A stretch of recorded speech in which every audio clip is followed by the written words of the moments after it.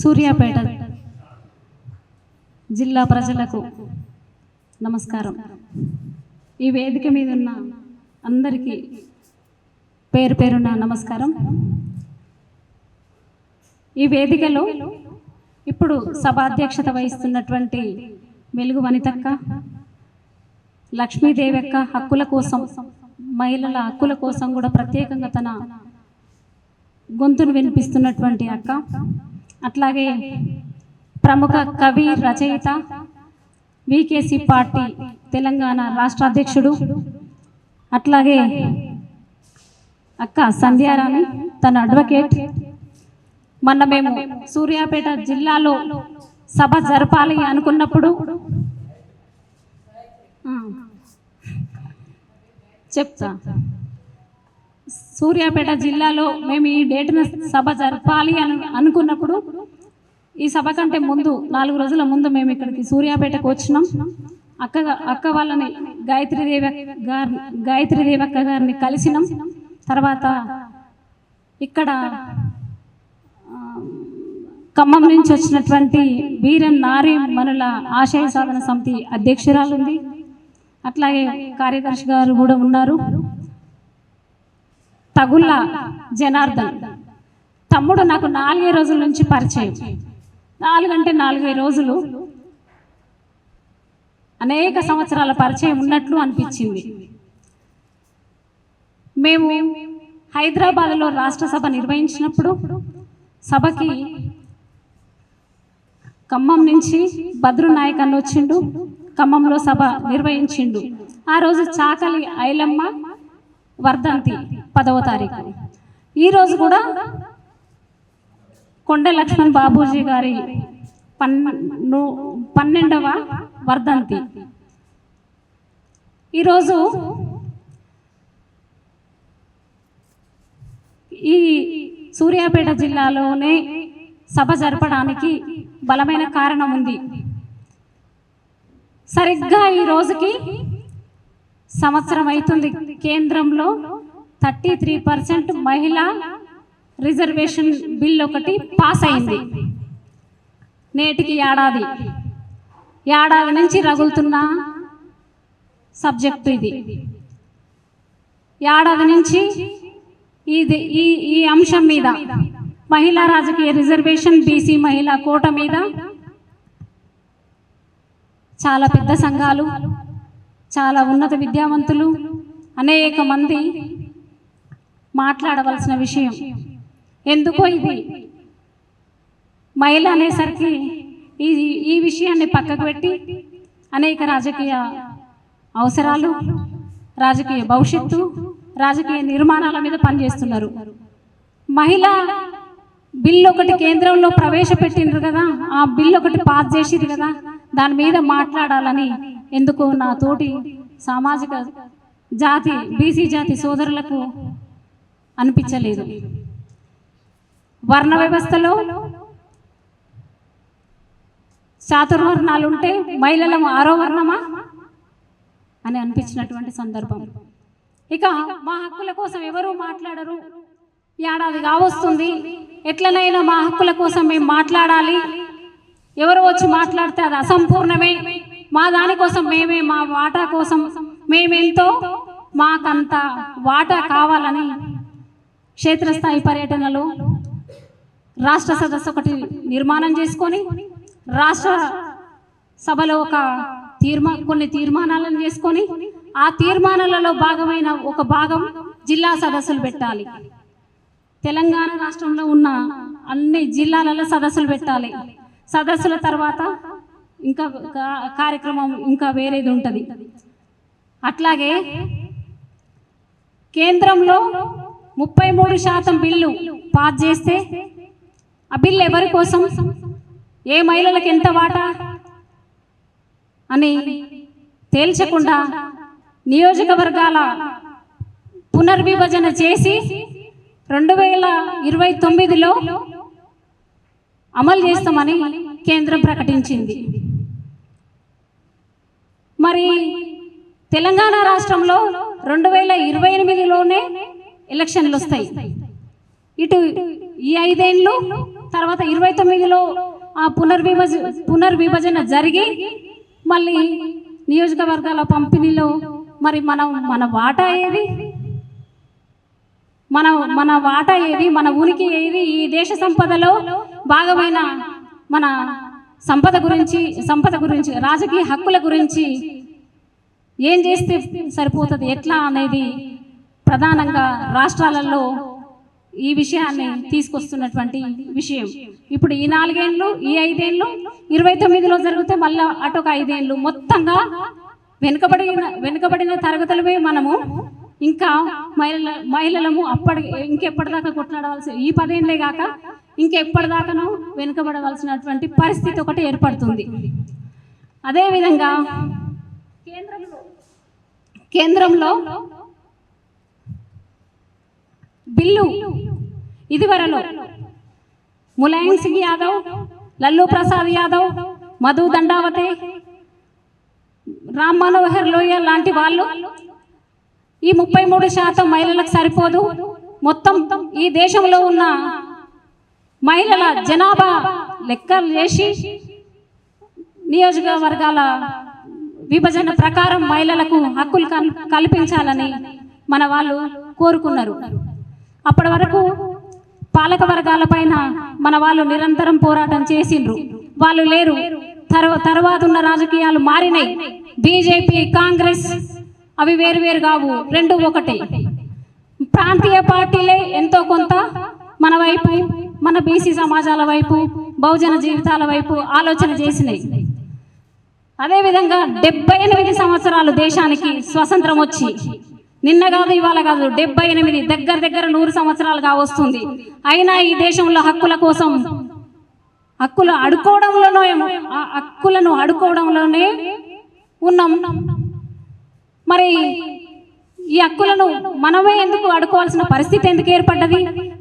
మనమే ఎందుకు వెనుకబడి ఉన్నాం? మన సంపద ఏమైతుంది? మనం చేస్తున్నటువంటి వృత్తి ఉత్పత్తుల శ్రమ ఏమైతుంది? మరి మనము ఈ దేశానికి అనేక సార్లు ఇతర దేశీయులు కొల్లగొట్టుకపోయినప్పుడు మన సంపదను అనేక దేశాలు మన దేశాన్ని పాలించినాయి కదా. బ్రిటిష్, ఫ్రెంచ్, డచ్, పోర్చుగీస్ అనేక మంది మన దేశం పైన దండయాత్ర చేసింది కదా. మరి మన దేశంలో ఏమన్నా పరిశ్రమలు ఉన్నాయా? పరిశ్రమలు లేవు కదా. ఈ దేశాన్ని ఎప్పటికప్పుడు ఆర్థిక స్థాయిని రేటును పెంచింది కూడా చేతి వృత్తుల ఉత్పత్తి కులాలు. ఈ ఉత్పత్తి కులాలకు వాటా ఇవ్వకపోవడం బ్రాహ్మణీయ వ్యవస్థ చేస్తున్నటువంటి కుట్ర, బ్రాహ్మణ బనియాల కుట్ర. ఇది ఒకటో రెండో శాతం ఉన్నటువంటి వాళ్ళు మన హక్కుల్ని తన్నుకుపోతున్నారు. మరి అడ్మినిస్ట్రేషన్ అంతా వారి చేతిలో పోయింది. మరి ఇన్ని దేశాలు కూడా మనల్ని పాలించి శ్రమ చేసి మన శ్రమనంతా కొల్లగొట్టుకపోయినా ఎప్పటికప్పటికి దేశ సంపదలో అగ్రస్థానంలో రెండో స్థానంలో 4వ స్థానంలో నిలబడుతుంది కదా. ప్రపంచ కుబేరులలో కూడా మన దేశం నుంచి ఉన్నారు కదా. అంబానీలు, ఆదానీలు చాలా మంది మన దేశం నుంచి కూడా ఉన్నారు కదా. మరి ఈ శ్రమంతా మనం వ్యాట్ రూపంలో ప్రభుత్వాలకు చెల్లిస్తున్నాం. ఇటు కేంద్రానికి, ఇటు రాష్ట్రానికి, అటు కేంద్రానికి కూడా చెల్లిస్తున్నటువంటి పరిస్థితి. మరి మన శ్రమ, మన ఆర్థిక సంపదను వాళ్లకు కడుతూ పంచిపెడుతూ వారికి ఇస్తున్నాం కదా. ఆ కేంద్రాలలో మన సొమ్ము భాగం కదా. అయినప్పుడు మనం ఇంకా హక్కుల్ని అడుక్కునే పరిస్థితి ఎందుకు వచ్చింది? ఆ పరిస్థితి నుంచి మన హక్కుల్ని మనం పొందాలంటే మనకు శాసనాలు కావాలి. ఆ శాసనాలు మనం ఇప్పుడు రూపొందించుకోవాల్సినటువంటి అవసరం ఉంది. దగ్గర 100 సంవత్సరాలు కావస్తున్న ఈ స్వతంత్రంలో మనం ఇప్పుడు శాసనం చేసుకుందాం. ఈ మధ్యనే కేంద్ర స్థాయి సమస్య ఇది. కానీ ఒక తెలంగాణ రాష్ట్రంలోనే మనం మాట్లాడుతున్నాం. ఇది ఒక 2వ సభ, ఒకటి రాష్ట్ర సభ, తర్వాత 2 జిల్లా సభలు ఇక్కడ మొదలైంది. ఇదంతా రాష్ట్రం మొత్తమే కాదు, దేశం మొత్తం కూడా అంటుకోవాల్సినటువంటి విషయాలు. దీనిపైన అనేక మంది కలిసి రావాలి, కలిసి వస్తారని కోరుకుంటున్నాం. ఈ శాసనాన్ని మనమే రూపొందించుకుందాం. తదుపరి కార్యక్రమాలు అనేక కార్యక్రమాలలో అన్ని జిల్లాల నుంచి ఒకరికొకరు ఇట్లనే సపోర్ట్ చేసుకుంటూ అందరం కలిసి ఉమ్మడిగా పనిచేయాల్సినటువంటి అవసరం. ఇది మా ఇంట్లో నా ఇంటి సమస్య కాదు, మొత్తం తెలంగాణ మహిళల బాధ్యత కూడా.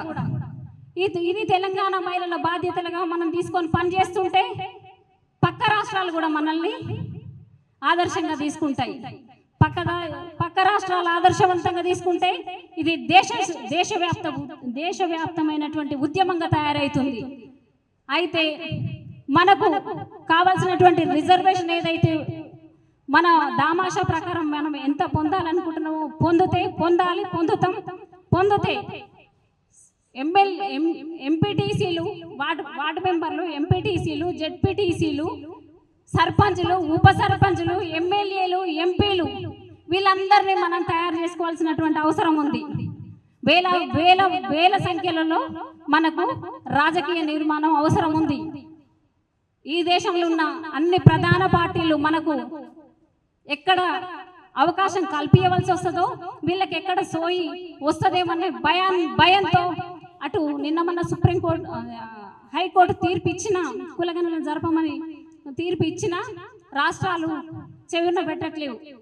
బీహార్లో ఒక గణన జరిగింది, దాన్ని కూడా కేంద్రం కొట్టేసింది. అయినా సరే అన్ని రాష్ట్రాలల్లో కులగణన జరపవలసినటువంటి అవసరం మనకుంది.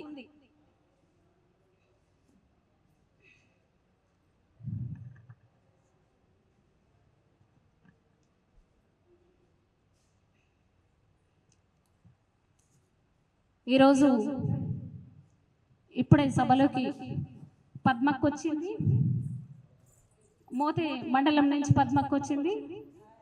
పద్మక్కకు స్వాగతం. అట్లాగే విద్యార్థినులు అందరూ వస్తున్నారు, వాళ్ళందరికీ స్వాగతం. రేపటి తరం మీరు ఈ తరగతి గదులతో పాటు రేపు చట్టసభలలో కూర్చోవలసినటువంటి అవసరం అనివార్యత ఉంది. అదేవిధంగా ఈ సూర్యాపేట జిల్లాకు మేము వచ్చినప్పుడు ఆవుల నాగరాజు అనే ఒక సోదరుడు మాత్రమే నాకు ఈ జిల్లా నుంచి తెలుసు. తర్వాత మా అక్క తెలుసు, తర్వాత నాగరాజు నుంచి మళ్ళీ తమ్ముడు తగుళ్ళ జనార్దన్ తెలుసు. ఇట్ల నుంచి మేము ఏలేమెట్టినాం. ఇప్పుడు ఖమ్మం జిల్లాలో కాలు కూడా పెడతాం, 23 మండలాలలో విస్తరిస్తాం. మా మహిళల ప్రాతినిధ్యం వహించే ప్రతి ఒక్క ఆడపిల్లను అసెంబ్లీ పార్లమెంటు స్థానాలలో మేము చూడాలా అని అనుకుంటున్నాం. కొన్ని బెదిరింపులు వచ్చినప్పటికీ కొంత మమ్మల ఆడపిల్లలే మీరేం చేస్తారని అంటారు. మాకు అనేక ధైర్యం వస్తుంది. మీరు ఆడపిల్లలమే మిమ్మల్ని అన్నాం. మేము 10 నెలలు పొట్టలు మోసినాము. మాకు పిల్లలు కనడం వచ్చిన మేము మిమ్మల్ని సాధడం తెలిసిన వాళ్ళం, చదువులు చెప్పించడం తెలిసిన వాళ్ళం. మీ పెళ్లిళ్ళు చేసి మీ మునితరాలను చూడాలని కలలు కన్న ప్రతి మహిళ మిమ్మల్ని మేము జరసేపు మీకేం తెలుసని మమ్మల్ని మీకేం తెలుసని మేమంటే మీ తలలు మళ్ళా మా కొంగు చాట్లను దాచుకోవాల్సిన అవసరం ఉంటుంది. దయచేసి అందరూ సహకరించండి. పేరున ఇప్పటికే అనేక మంది మన వాళ్ళు రాజకీయ పార్టీలలో వివిధ పార్టీలలో ఉన్న వాళ్ళకు ఆ చుట్టూ కుటుంబంలో కొంత అవేర్నెస్ ఉంటుంది. లేని కొన్ని కుటుంబాలను కూడా మనం వాళ్ళకు మాకెందుకు అని రాజకీయాలు అని అస్సలు అనొద్దు. తప్పకుండా రాజకీయాలే మాట్లాడదాం, రాజకీయాలే చేద్దాం. రాజకీయాలు చేయకపోవడం వల్ల 78 ఏళ్ళు వెనుకబడ్డాం. ఆ రాజకీయాలు చేయకపోతే, దాని గురించి మాట్లాడకపోతే 1000 సంవత్సరాలు కూడా గడిచే ఒక పరిస్థితి వస్తుంది. అట్లా ఈ బ్యానర్ పైన చూసుకుంటే చాలా మంది మహనీయులు ఉన్నారు. వీళ్ళు అప్పటికే స్త్రీ స్వతంత్రాల గురించి మాట్లాడారు. మొగోడేమో తిరగక చెడ్డారట, ఆడది తిరిగితే చెడుతుంది. అరే ఎట్లా చెడుతుంది? ఆడామె తిరిగితే ఇట్లా ఉంటుంది, తిరిగితే ఇట్లా ఉంటుంది, తిరిగితే ఇట్లా ఉంటుంది.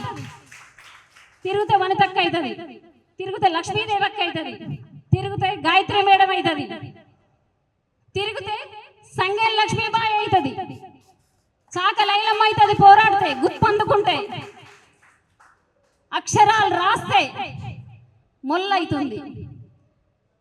మంచి మంచి మునగాళ్ళు పిలకలు పీకలు గంటాలు పట్టుకొని రాసినటువంటి అదేంటి పండిత సాహిత్యానికి ఈమె చెంపపెట్టు మొల్ల. ఈశ్వరీ మాత బ్రహ్మం గారి మనవరాలు, వీర బ్రహ్మేంద్ర స్వామి గారి మనవరాలు. అర్ధపీఠాన్ని అప్పచెప్పి సాహిత్య కళాపీఠాలను అక్షరం ఉంటే మన దగ్గర ధనం ఉన్నట్టే, అక్షరం ఉంటే మన మార్పు కాలజ్ఞానం బోధ చేసిరు వాళ్ళు. మన దేశంలో ఎప్పుడో అక్షరాలు ఉన్నాయి, మనకు రాకుండా, మనకు అక్షరము అందకుండా, తర్వాత హక్కులు ఆర్థిక సంపద అందకుండా అన్ని రకాల మనల్ని శ్రమకు మాత్రమే దగ్గర చేసి, కుటుంబాలలో మనల్ని బానిసలు చేసి, మనల్ని అనేక విధాల మన హక్కుల్ని కాలరాసిన మనవాద పరిస్థితులను మనం ఇప్పటికైనా గమనించాల్సినటువంటి అవసరం ఉంది. చాలా మంది అక్క చెల్లెలు చదువుకుంటున్నారు, ఆ చదువుని దుర్వినియోగం చేయకుండా షార్ట్ ఫిలిమ్స్లో అవి ఏవో అవసరమైన మంచివి చూడండి, కానీ పనికిరాని విద్యను పక్కకు పెట్టి మనం రేపటి రాజకీయ భవిష్యత్తు కోసం ఆలోచించకపోతే దేశం ఇప్పటికే ప్రమాదంలో ఉంది. మనం మహిళలు ప్రమాదంలో ఉన్నామని తప్పకుండా అందరు గమనించవలసినటువంటి అవసరం ఉంది. ఎందుకంటే బీసీ మహిళల రాజకీయాలు హక్కు లేకుండా బిల్ పాస్ చేసింది కేంద్రం.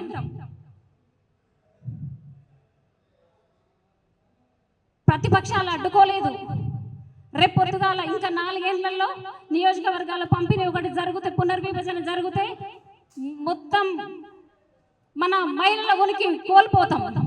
ఆ ఉనికిని కోల్పోకుండా అందరం సహకరించాలి. అన్ని ఊర్లలో ఉద్యమం రావాలి.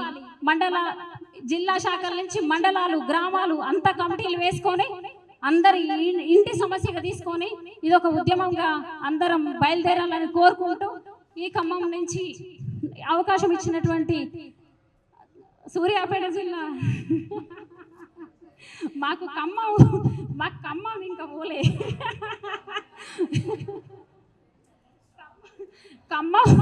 ఖమ్మంలో ఆడిన 2 అడుగుల డాన్స్ తిన్న ఖమ్మం జిల్లా జనం, అదే మా భద్రు అన్న పెట్టిన అన్నం ఇంకా మాకు అరగలేదు.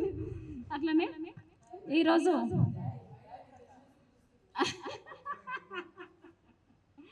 ఈరోజు సూర్యాపేట జిల్లాకి ఆహ్వానించి అక్క నేనున్నా అని చెప్పిన తమ్ముడు జనార్దన్కి అభినందనలు తెలియజేస్తూ, తమ్ముడు పెద్ద మనసు చేసుకొని మరింత మమ్మల్ని ఇక్కడ విస్తరింపజేసి కమిటీలు వేసి మనతో పనిచేయాలని ప్రమాణం చేయించుకుంటున్నా. ప్రమాణపూర్తిగా తమ్ముడు మనతో కలిసి వస్తాడు, మన తమ్ముడు కాబట్టి. అట్లాగే ఆవుల నాగరాజు తమ్ముడికి కూడా కృతజ్ఞతలు. ఆ రోజు మమ్మల్ని బస్ ఎక్కిచ్చిరు తమ్ముళ్ళు. పోలోజు మహేష్ నిలబడు తమ్ముడు, ఒక్క నిమిషం. తమ్మునికి కూడా అభినందనలు. అక్క చాలా బిజీగా ఉన్నప్పటికీ కూడా గాయత్రి అక్క నేను వస్తా అని మాకు ధైర్యం ఇచ్చింది. ఒక మహిళగా అక్క మాతో స్వరం కలుపుతుంది. అక్కకు హృదయపూర్వక కృతజ్ఞతలు. అట్లాగే నిమ్మల వీరన్న పొద్దున లేస్తే అక్క ఏమైంది, ఛాయ తాగుతున్నావా, వంట చేస్తున్నావా, ఆడ పడేసి నువ్వు బీసీ నీళ్ళు, బీసీ అన్నం, బీసీ సభలు అవి మాత్రమే ఆలోచించని చెప్తున్న వ్యక్తి. తర్వాత మన జనార్దన్ అన్న మాట్లాడుతుంటే అన్న సభకు రమ్మని అన్నను కూడా అన్నం, ఆయన బీసీ పక్షపాతి.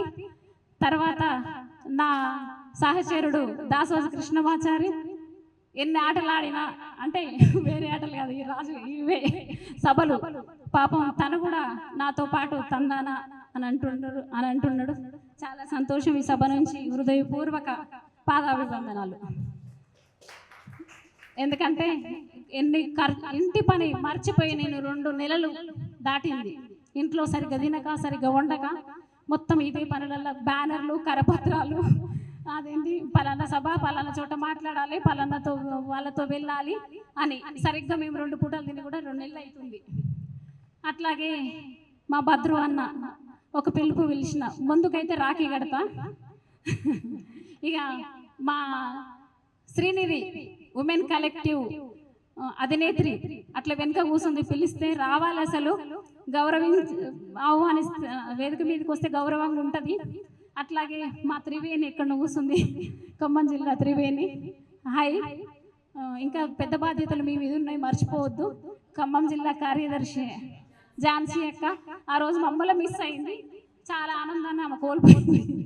తర్వాత రాష్ట్ర సదస్సుకి ఒక్కటే పిలుపు, ఒకసారి ఫోన్ చేసిన, అక్క మనం ఇట్లా మహిళల హక్కులను కోల్పోతున్నాము, మనము ఇట్లా బిల్లు ఒకటి కేంద్రంలో పాస్ అయింది, మనము ఉద్యమం చేయాలక్క, సభలు నిర్వహించాలంటే నేను వెంటనే ఒక ఫోన్ కాల్తో అదే సభకు నిమిషాల వ్యవధిలో వచ్చింది. నేను ఒక 5 నిమిషాల ముందే చేసిన, తనకి రోజుల ముందు కాదు, ఒక 5 నిమిషాల వచ్చింది. మన దుర్గారాణి అక్క లేచి నిలబడండి అక్క. ఆ రోజు నుంచి నేటికి మనతోనే ఉంది, చివరి వరకు మనతోటి ఉంటుంది. బీసీ రిజర్వేషన్ అమలయ్యే వరకు ఉంటుంది, తర్వాత కూడా అక్క మనతోటి ఉంటుంది. అట్లాగే చెల్లె సంధ్యకు కూడా ఒక ఫోన్ జనగామ నుంచి ఎవరున్నారని తనని అడిగినప్పుడు నేనున్న అక్క అన్నది. తను జనగామ జిల్లాలో సభ పెడుతుంది, అప్పుడు మనం వెళ్ళాలి అక్కడికి. తర్వాత సుజ్జి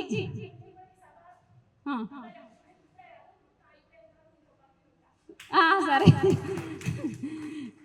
అక్క కూడా మాట ఇచ్చింది, ఏమనంటే ఆ జనగామ జిల్లా సభ మాత్రమే కాదు, మొత్తం దేశవ్యాప్తంగా నిర్మాణంలోకి కూడా నేను వస్తా అంటుంది. సంతోషం. సుజ్జి అక్క పాపం పొద్దున 3-4 గంటలు నిలబెట్టిన అక్కను, ఇది మా బండి కదిలేటప్పటికి వచ్చింది. సుజ్జి అక్క పాదయాత్రలు చేసింది, నరాల బీసీ వాదన నింపుకున్నటువంటి అక్కకు కూడా సభ నుంచి కృతజ్ఞతలు. అట్లాగే మారోజు వీరన్న వాళ్ళ అక్క వచ్చింది, అక్కేటో వెళ్ళింది. తర్వాత నాతో పాటు రాకేష్ వచ్చిండు, తర్వాత తమ్ముడు దిలీప్. అందరికీ పేరు పేరున వీరు వారు అనకుండా ఇవి తమ్ముడు కూడా వీళ్ళందరూ పరిచయం అయ్యారు. ఏ ఒక్కరిని ఖమ్మం జిల్లా ప్రజలు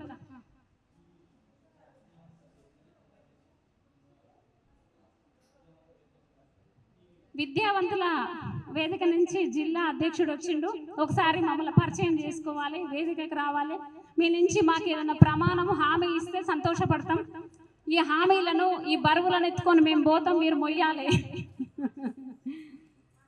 ఈ అవకాశం ఇచ్చినటువంటి ఈ